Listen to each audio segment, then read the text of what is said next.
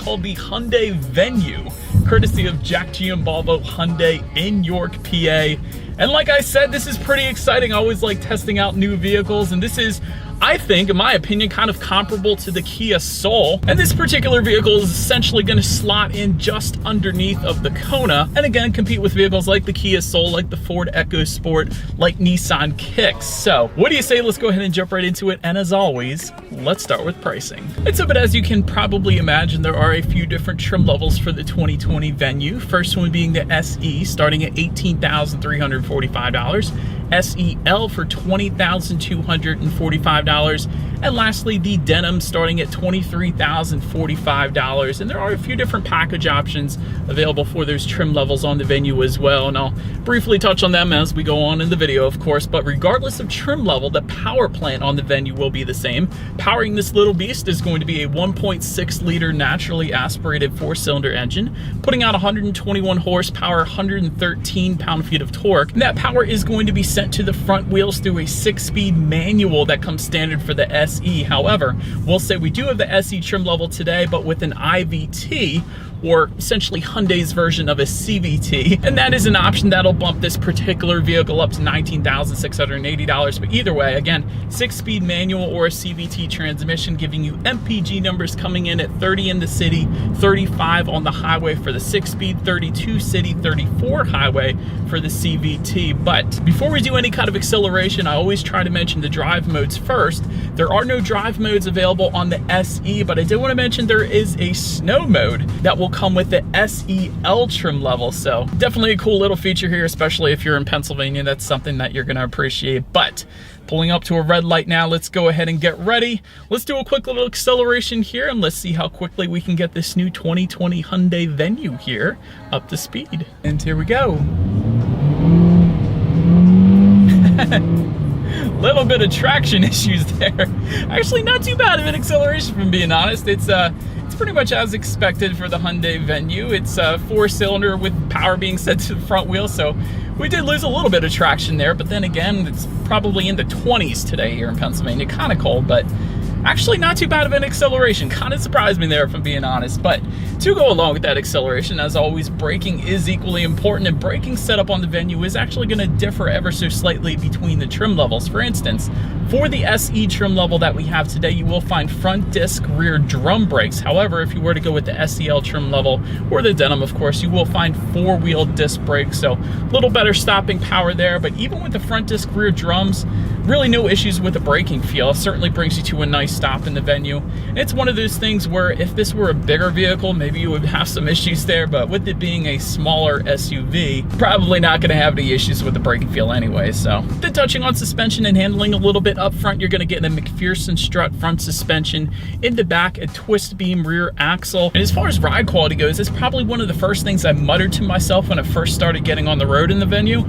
It's really not that bad of a ride quality considering the size of the Venue. It's actually less than 100 inches, but usually when you get smaller vehicles like that, the ride quality is kind of the sacrifice. But really with the Venue, it's been just fine. Really no issues with the ride quality, so well done Hyundai for that. As far as the steering feel goes, this lane keep assist is just, it's an amazing system. I can let go of the steering wheel literally, and it will keep me centered in the lane. It's kind of funny, but steering feel is just fine once you kind of get used to that lane keep assist system, knowing what's best for you a little bit. You of course could turn that off if it annoys you too much, but it is kind of a cool system, especially when it comes to safety features. But nonetheless, cabin noise has been quite nice as well. Certainly pretty quiet in here. I still think the most surprising thing about the suspension and handling is the ride quality again, but touching on visibility a little bit, I can see perfectly fine out the back. Typically with boxier vehicles, you aren't going to have any issues with visibility, so no issues there for me. But that about rounds out the performance segment of this review. Let's now go ahead and take a look at the exterior of this all new 2020 Hyundai Venue. All right, you guys, here it is, the 2020 Hyundai Venue. First thing I wanted to mention on the exterior is there are two-tone color options available, like its older brother, the Hyundai Kona, so that is pretty interesting. For instance, the Denim trim level, that one is actually going to give you a denim color exterior with a white roof, and also a denim color cloth interior, so that is a pretty cool color for the inside, so that's maybe one of the reasons you should consider that one. But either way, let's go ahead and make our way to the front. Up front, you will find projector-style front headlights, and they will, of course, come with the automatic feature, meaning when it starts to get dark out, they're going to turn on automatically for you there. Premium packages available for the Venue. That's actually going to add LED headlights, LED taillights, and LED daytime running lights. The LED is really all around with the premium package if you wanted to go that option. Did want to also mention the lighting position here, and so the headlights are actually the bottom set of lighting, and the top part is the daytime running lights. So headlights including low beam and high beam are going to be on the bottom, in case you were curious about the lighting setup there. But in the middle, taking a look at the front grille, it's actually going to differ slightly depending upon the trim level. You will have this black mesh looking design if you go with the SE. However, the SEL is going to give you more of a silver accenting, let's say.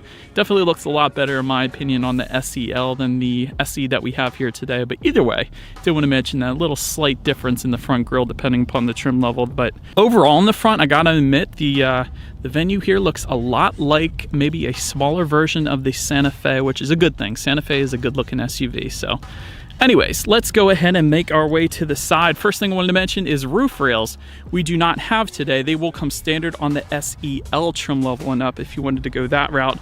Another cool thing I found here is the side turn signal marker here. This is actually a turn signal light found on the front fender there, so you don't see that too often. I thought that was pretty cool, but a lot of times you will see them on the side mirrors instead of the front fender. But anywho, now that we're on the side mirrors, let's go ahead and take a look at them. Body colored power adjustable side mirrors will come standard for every single trim level. They will be heated if you were to go with the premium package, another available option for you there. Taking a step back a little bit, I want to show you guys body colored door handles standard for all trim levels. It's one of those things where on lesser priced vehicles, a lot of times you will get those black plastic door handles, so it is kind of cool that they do have body color door handles for all trims on the Venue. But taking a look down at the wheel setup here, 15-inch steel wheels with covers are going to come standard on the SE here that we have today. That's what you're looking at, of course, right now. However, if you were to jump up to the SEL, you're going to get 15-inch aluminum alloy wheels. And of course, with the premium package, once again, that's kind of the cool styling package, I guess you could say, with some LEDs and some exterior upgrades. But that is going to give you 17-inch alloy wheels if you were to go that route. Then going ahead and making our way to the back, you will find a shark fin antenna up top there. Integrated rear spoiler, also standard just below that. Rear window wiper, again, all of that for every single trim level. One of the coolest things is the Venue lettering. That is actually going to come standard on all trim levels. And honestly, it's not really that big of a deal, but I do like that it's spelled out horizontally there. Kind of gives you that more upscale appearance in my opinion. But LED taillights again with the premium package like I just mentioned, so it is a cool design. I like the horizontal lines that go through the interior of the taillight there, so pretty cool design there. But then just below it all, though it might be kind of difficult to see, there is a single exhaust tucked away up underneath there, so you guys know what we have to do next. As always, here is that exhaust clip.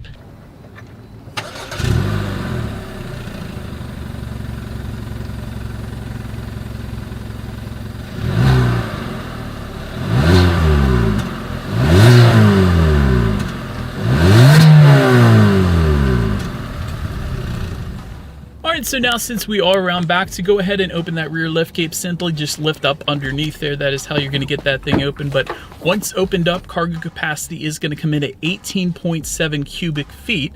If that was not enough space for you, there is a 60-40 split, bumping the cubic feetness up to 31.9 cubic feet. And elaborating a little bit in that cargo area, there is some in-floor storage as well as a spare tire located just underneath that trunk floor, at least for the SE.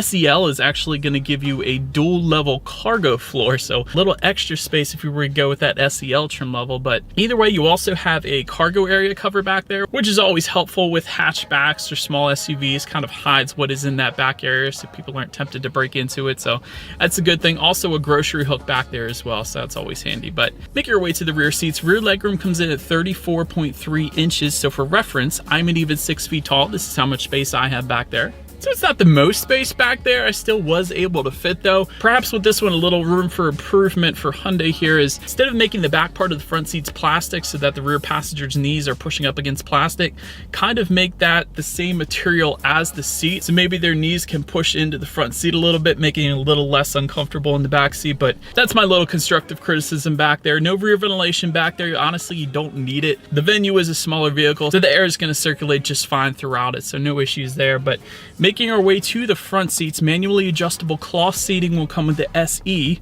You will find heated front seats if you went with the premium package, and overall they're pretty comfy, honestly. I've had no issues with seat comfort or anything like that, so it's pretty much as expected there. Tilt and telescoping steering wheel will come standard for every single trim level, and it will come with a urethane finish there. And then make your way to the startup. Let me first start by showing you guys the key here. You do have your Hyundai logo on the one side, and when you flip it over, lock and unlock. So pretty basic key there. I did want to mention though, there is a convenience package here I wanted to mention, because that convenience package actually does give you a push button start if you're used to that. So that is definitely something you might want to consider. By the way, that convenience package does also add a power sunroof, a sliding armrest with a storage box, a leather wrap steering wheel and shift knob, and blind spot warning and rear cross traffic alert. And I'll get more to the safety later, but that convenience package goes for $1,150 if you were interested there. But so anyways, to go ahead and start this one, all I am going to do is simply just put my foot on the brake and turn the key. And so once started up, as far as the gauges go, tachometer is on your left, speedometer is on your right. There is a small digital display front and center, which actually can be adjusted by using the steering wheel mounted controls on the right side there, giving you things like your trip A, trip B, average miles per gallon. There is also a digital speedometer that can be displayed up there as well. Also tire pressure information when you need your next oil change, and there's a couple other things as well, so that's pretty nice.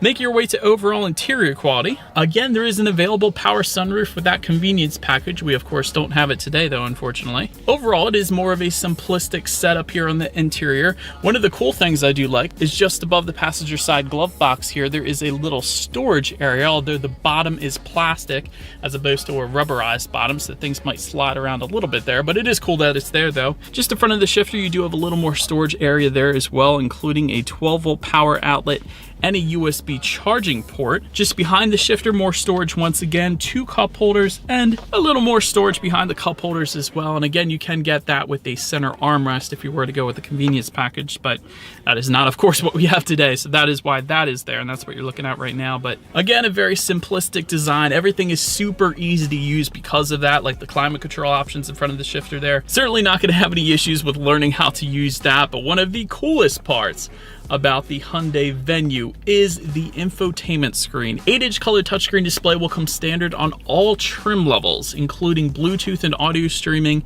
Android Auto, and Apple CarPlay. Therefore, if you hook your smartphone up to the Venue, you have free navigation in the bottom trim level, the SE of the Hyundai Venue. That is pretty cool. Factory navigation system is available, of course, but who really needs it with Android Auto, Apple CarPlay anyways? Can of course check out your radio settings up there as well. And by the way, when it comes to the sound system, you will get a 4-speaker sound system with the SE trim level that we have today. If you were to jump up to the SEL trim level or the denim trim level, you're going to get a 6-speaker sound system. However, since we do have that 4-speaker sound system today, let's go ahead and turn on the radio, see what we got playing this morning, and let's test out the clarity of this one.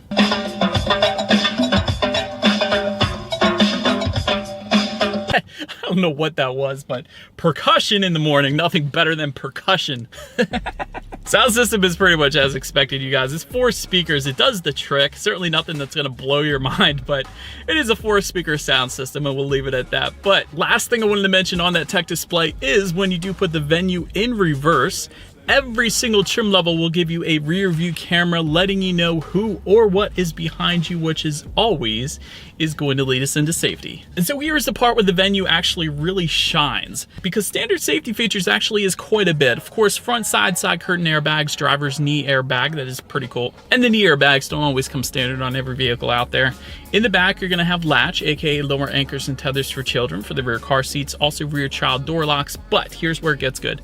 Standard for all trim levels on the Venue, forward collision avoidance assist with pedestrian detection, which actually uses a front-facing camera to help detect and avoid a collision. There's also that lane keep assist feature I kept mentioning to you guys, which steers the car back into the lane if it senses unintentional drifting. That system works very, very well in the Venue, so if you're the type of person to be distracted easily, this is definitely a solid pick for you. And the last standard safety feature that comes with the Venue is driver attention warning, which essentially warns the driver if the car starts to detect fatigue. So that is definitely a plus as well. And like I was mentioning, with the convenience package and some other package options, there is a blind spot monitor with rear cross traffic alert available if you wanted it.